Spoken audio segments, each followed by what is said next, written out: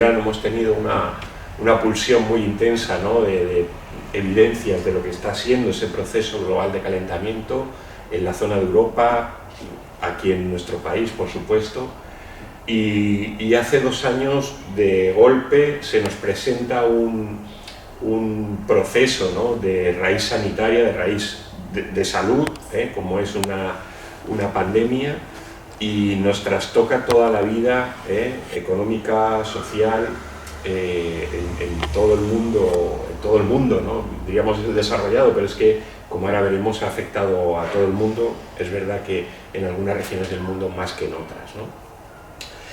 Y fíjense que hoy hay una noticia, se la he traído, ahora la vamos a ver. Hay una noticia de uno de los epidemiólogos que lanzó la alerta ya a finales del 2019 del problema que se venía encima con la pandemia, ¿no? Saben que hasta el 2020, hasta que no nos vimos aquí en un número de casos bastante importante y los efectos que en esa primera oleada fueron muy dramáticos, pues parece que no queríamos ver lo que realmente nos estaba y nos iba a seguir ocurriendo, ¿no?, en los meses siguientes.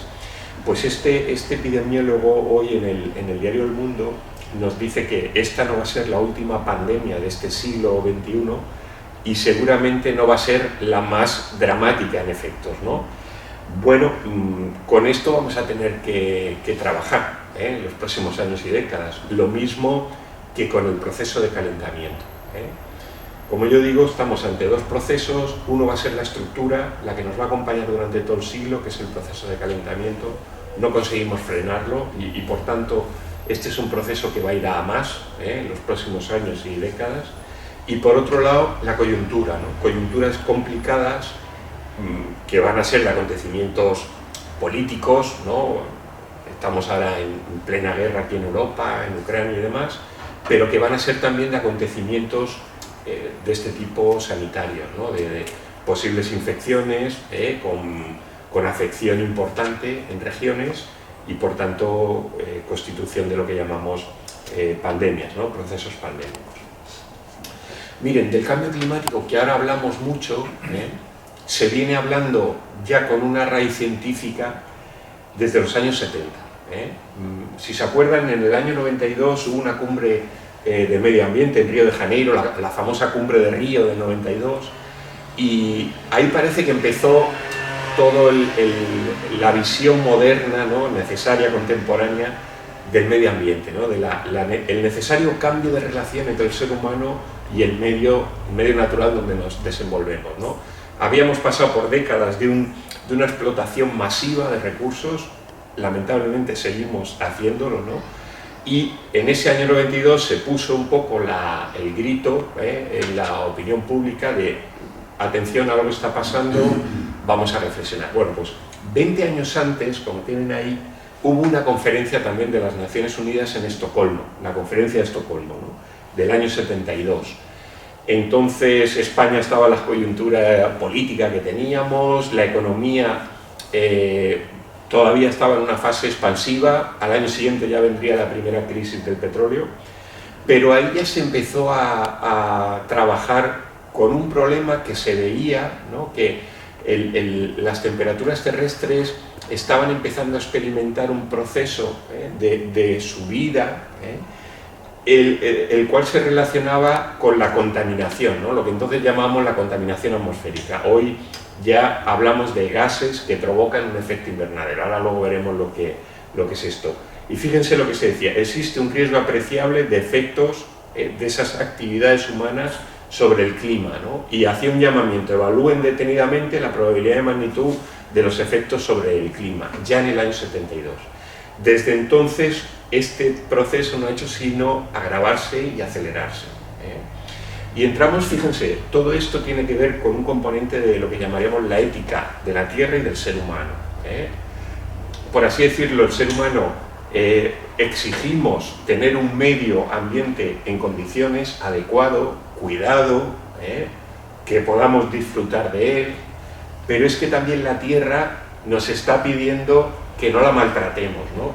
Y ahora, de esa Tierra, la parte aérea, atmosférica, la parte gaseosa que nos envuelve, es quizá la que está sufriendo los efectos más notables. Hace un par de años, un poquito antes de la pandemia, un ensayista americano, un politólogo, Nathaniel Rich, publicó un librito muy interesante, yo lo estoy recomendando mucho últimamente, que se llama Perdiendo la Tierra, ¿no? Él hace una reflexión sobre cómo la administración americana de Estados Unidos perdió una década, que fue la década de los 80, en la cual ocultó un problema que ya se sabía científicamente que estaba ocurriendo, que era el problema del calentamiento, y no hizo nada, es decir, no aplicó ninguna medida. Es verdad que estamos en unos años 80, que fueron años, digamos, de la consolidación de lo que hemos llamado el modelo neoliberal, con Reagan, con Thatcher, aquí en Europa, y la economía de ese capitalismo que ahora llamamos, y en muchos casos es así, salvaje, pues se manifestó de una manera muy notable. Por tanto, toda esta cuestión ambiental pasaba a un segundo o tercer plano, no importaba, ¿no? Podía obstaculizar el proceso de crecimiento, que era un poco el lema que seguían todas las economías después de la crisis del petróleo del 73 y del 79. Bueno, pues ahí tienen lo que nos dice, ¿no?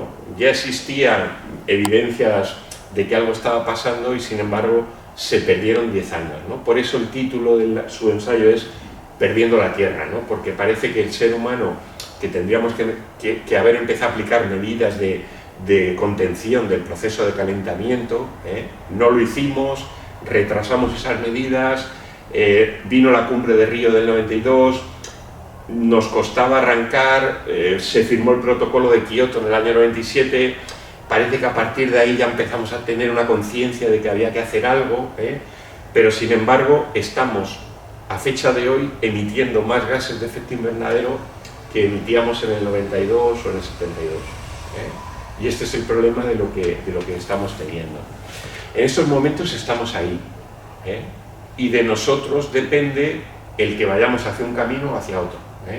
Podemos ir al camino del proceso actual de calentamiento, seguimos emitiendo sin apenas control, y eso nos lleva a un clima mucho más cálido que el actual. Luego veremos lo que significa que el clima terrestre se caliente 1,5 grados o 2 grados, ¿no? Que podemos decir, bueno, es poca cosa, ¿no? Poca importancia puede tener eso, ¿no? Pero eso supone una alteración de toda la dinámica atmosférica, que es lo que normalmente los medios de comunicación no enseñan a la población, que es a mí personalmente lo que más me preocupa, porque el efecto físico es que sube la temperatura, ¿no? Lo vamos midiendo en un termómetro y lo vamos anotando, y entonces, claro, vemos que la tendencia es hacia arriba, ¿no? De momento está siendo así, ¿no?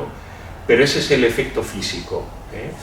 ¿Qué es lo que está provocando ese incremento de temperatura? ¿Qué efectos está teniendo sobre la atmósfera? Eso es lo importante.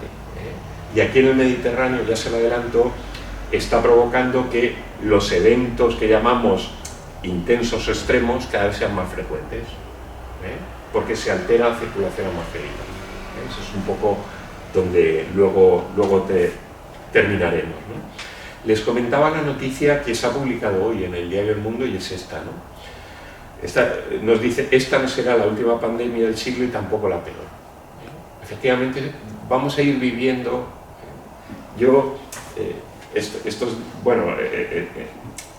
comentaba Pedro, explica geografía de España, ¿no? Efectivamente, explico geografía de España allí en la universidad, y estábamos hablando estos días del modelo territorial de España, ¿no? Que es un modelo complejo, Constitución del 78, Estado autonómico, pero estamos viendo que tiene desajustes, empiezan a aparecer diferentes propuestas, modelo federal, tal. Lo que les vengo a decir es que nuestra vida se está haciendo cada vez más compleja, ¿no? Vivir seguramente en los años 60, en un país sin represión, pongamos Francia, pongamos el Reino Unido, pues era una vida bastante agradable, ¿no? La economía crecía, la clase media se fue desarrollando, aquí también crecimos, nos desarrollamos, pero teníamos una coyuntura política, como sabemos, muy distinta. Bueno, pues de ahí hemos pasado a una segunda, tercera década ya del siglo XXI, donde el mundo se está haciendo cada vez más complejo, ¿no? Cuando no pasa una cosa por aquí, pasa por allí, hay una guerra, hay migraciones, bueno, hay coyunturas políticas en países que pues no nos gusta mucho que hayan porque suponen un retroceso de libertades, bueno, pues el mundo se está haciendo más complejo y una de esas complejidades va a venir por aquí. ¿Por qué? Porque ahora veremos que alterando la composición química de la atmósfera terrestre, alterando la temperatura, el efecto térmico que eso tiene, se modifican ecosistemas. Entonces, vectores de transmisión de enfermedades encuentran posibilidades más fáciles para distribuirse en territorios que ahora de momento no pueden llegar, ¿no? Porque hay una barrera térmica, digamos, o de humedad que les impide o no les favorece el que estén ahí. Pero esto, si sigue esa tendencia que veíamos antes, al final lo vamos a conseguir. Y miren,